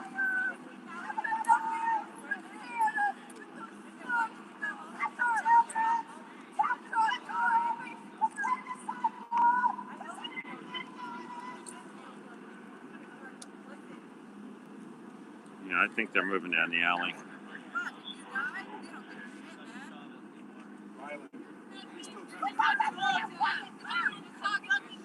And there's a line of, see down here where the west steps of the Capitol are.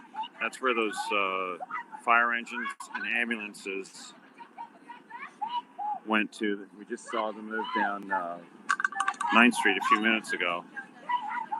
And now they're coming up behind this group of protesters. One fire truck, there's an ambulance. I think, well, maybe that may not be a fire truck. There's one in the back.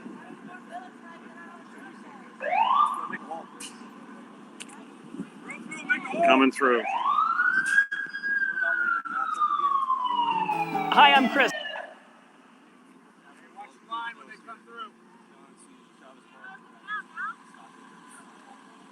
Yeah, fire truck coming through.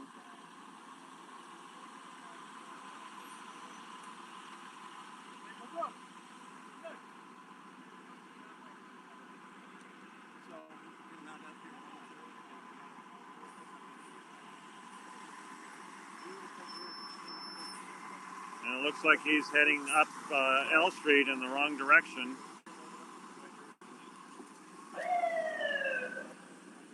Along with an ambulance. Battalion chief and a second fire truck. And a third fire truck.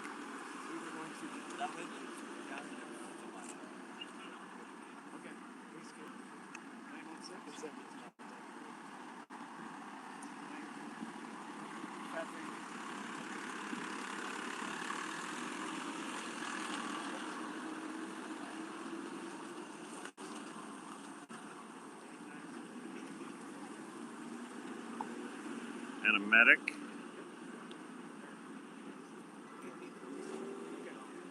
Placer County Sheriff K-9 unit.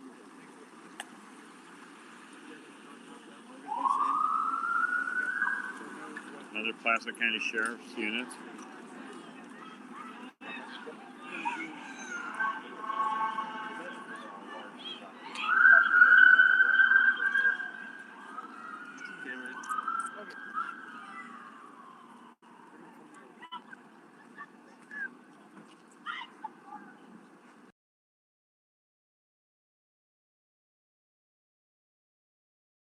But doing so slowly.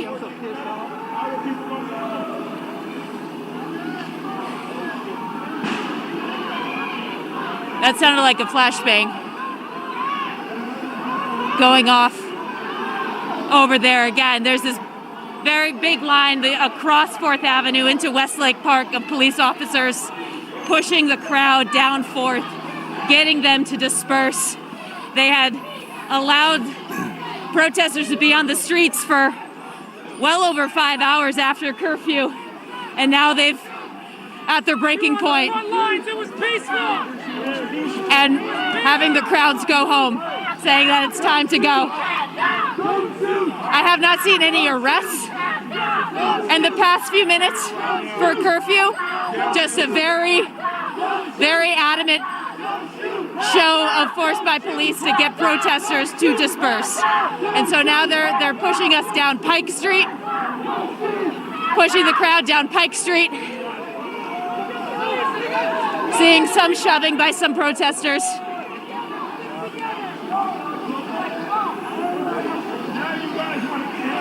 Police forming a line with batons, walking down Pike. Is it possible for you to talk to any of the people who are close to you? They're not, I don't hear much discussing, just walking forward down Pike. Let's be real about their conversation. And some of the protesters are encouraging others not to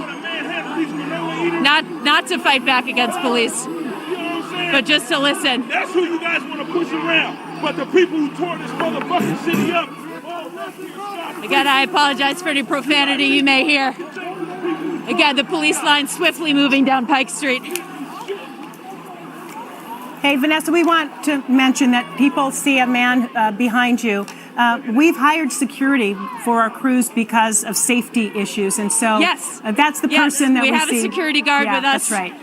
In case they're wondering who's the person we have a security with you. guard with us, keeping us safe.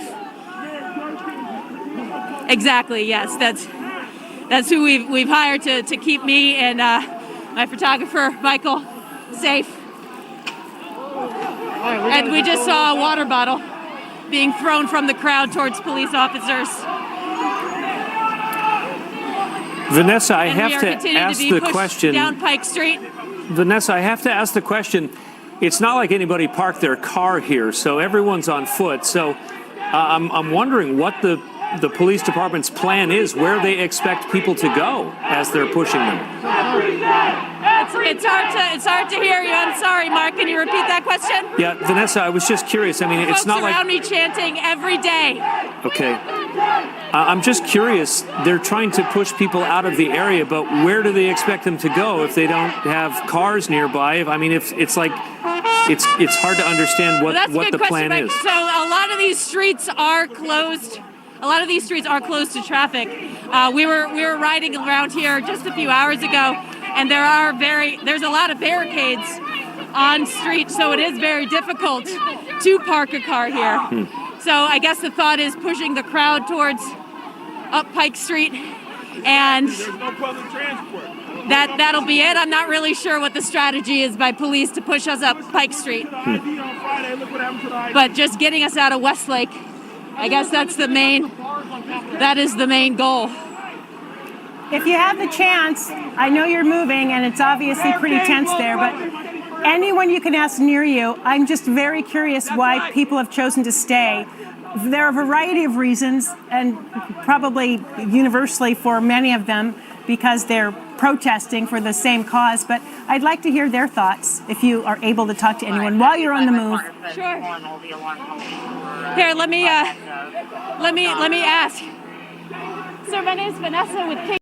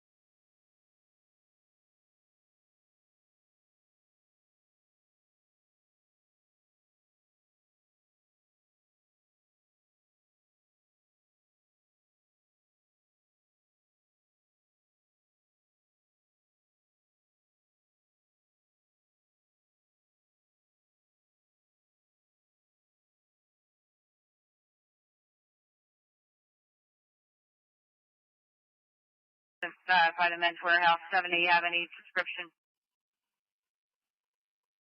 Yeah, the one male's wearing, they jumped the fence. The one's wearing blue and white shorts, white t-shirt. The other male's wearing a white t-shirt and black, sweatpants. The one male wearing a blue and white shirt, blue and white shorts, white t-shirt. Other male's wearing a white tee, black sweatpants.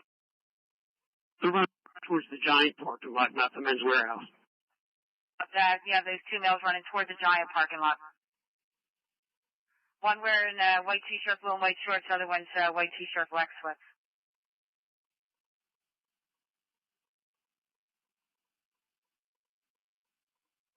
We found one gun in the car already, so they stop these males. Be careful. Right now, chasing this car for some unknown reason to us anyway. We'll have to Wanted for speeding? just breaking the speeding laws. That's what this guy's wanted for. And you can see he's taking off at a very high rate of speed, passing between cars out there on the 57.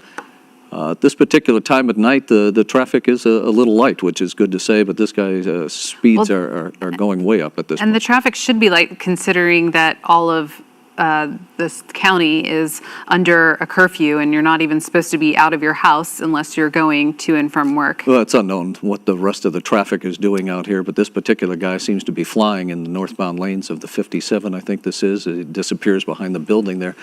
Simply wanted on speeding charges by we're guessing that's the CHP behind him. We've not heard that this is a police agency from one of the local communities, but CHP looks like it's chasing him, standing to the far right, just getting by that car. There's high rates of speed moving through traffic here.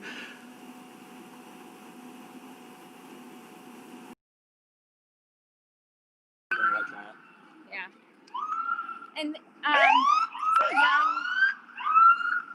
it's a young crowd. It's the horrible.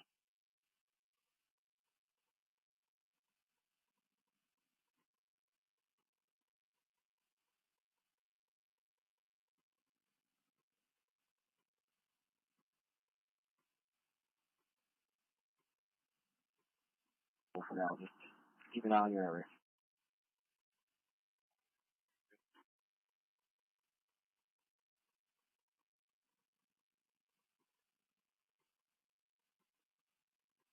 They have not been arrested so far and not charged. Last night's vandalism did not just impact businesses in the. Yeah, both males stopped or just one? By the tech.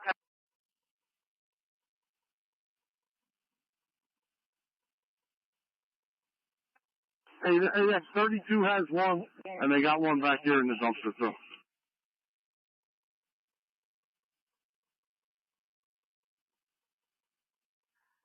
I'm going to come back around.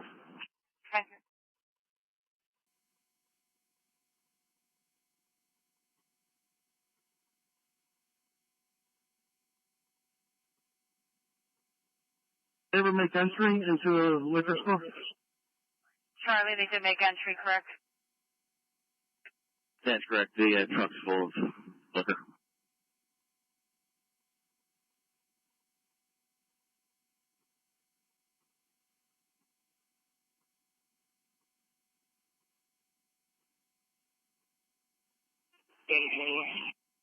Seven 21.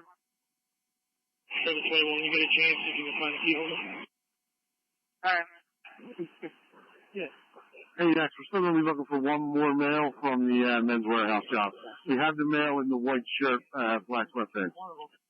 Alright, so you're still looking for the blue and white shorts and the white t-shirt? That's correct, ma'am. It's going to be a black male, white t-shirt, blue and white shorts. Last seen by the men's warehouse.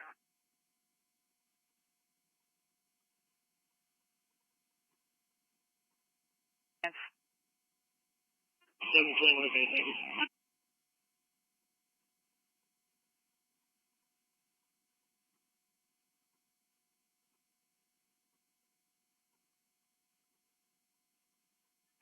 Got it.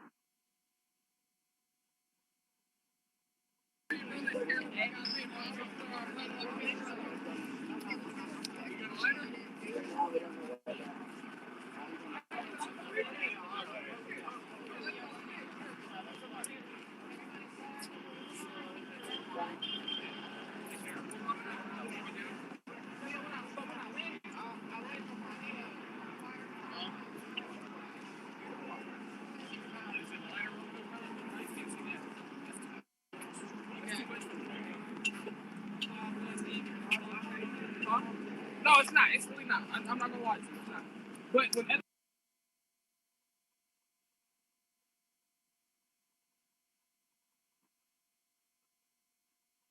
time. He's walking back towards the court. All right, so that's 3 apprehensions total. 7 Andy got it. Andy, I got it.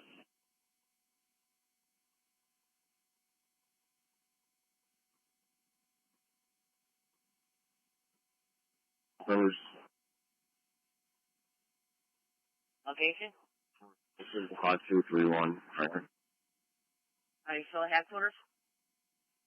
Yeah, I'll be here a while. Okay.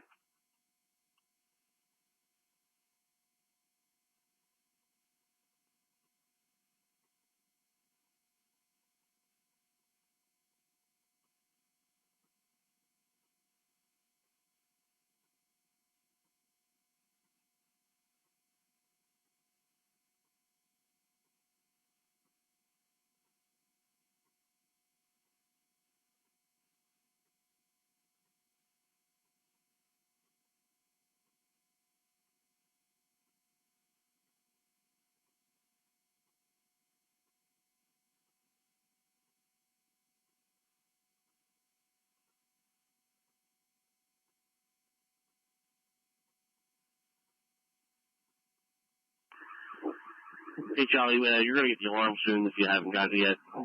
We're going to need the key holder. All right, I didn't get it yet. We have a actual address. Just start looking it up now. Two. 32. If we have that contact information for the key holder for one of the spirits, we're going to come around and get it soon. That would be awesome. Thank you very much.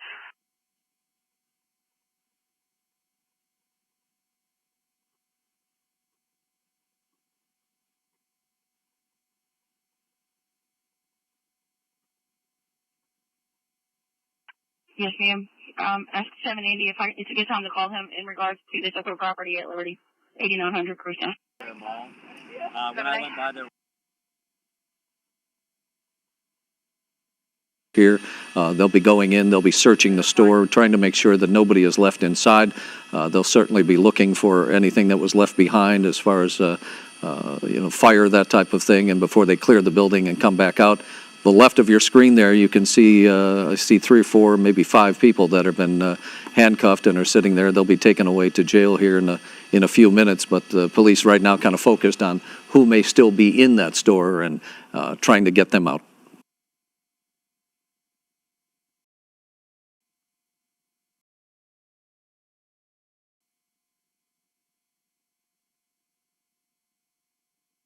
Celebrities have to say on this matter, but regardless, they are using their social platforms to help raise social awareness.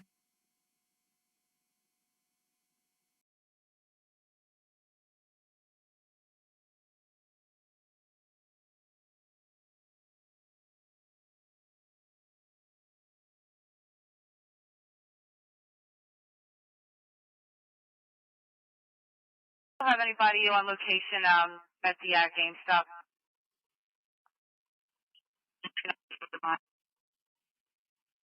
Tom, too, we're out here. All right, this says there's looters inside. Everything all right out there? Yeah, there's nobody in there. Received.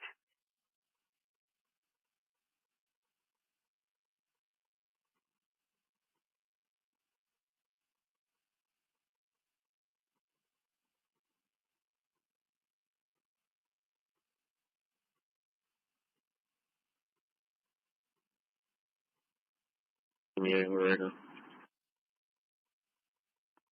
2-man Casper, I'm sorry, Cotton and Horrocks. 213 received Casper and Horrocks. Received.